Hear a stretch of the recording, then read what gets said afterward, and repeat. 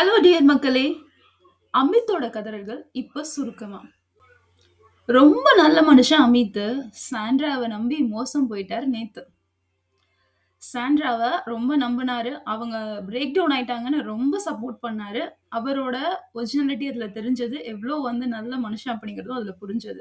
ஆனா, அவர் வெளிய போய் பார்த்ததுக்கு அப்புறம் தான் சாண்ட்ரா அவருக்கு பின்னாடி பேசினதெல்லாம் அவருக்கு தெரிய வந்திருக்கு. ரொம்ப ஃபீல் பண்ணாரு. இருந்தாலும் அது பெருசாக்க வேணாம்னு அவரே முயற்சி பண்ணாரு. ஆனா சாண்ட்ரா விட்டாங்களா? வந்தாங்க. திருப்பியும் அதையே அவர்கிட்ட கேட்குறாங்க.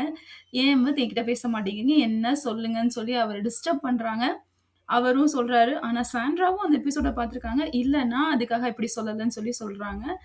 அவங்க என்னதான் கன்ஃபஸ் பண்ணாலும், சாண்ட்ரா எல்லாரையுமே முதுகுல குத்திருக்காங்க. அந்த வார்த்தைய அவங்களே அடிக்கடி யூஸ் பண்றாங்க. முதுகுல குத்துறது அவங்களுக்கு ஒண்ணும் புதுசு இல்லங்க. இதுதான் அமித்தோட கதைலாம் இருக்கும் இன்னைக்கு. பாய் ஃபிரெண்ட்ஸ்.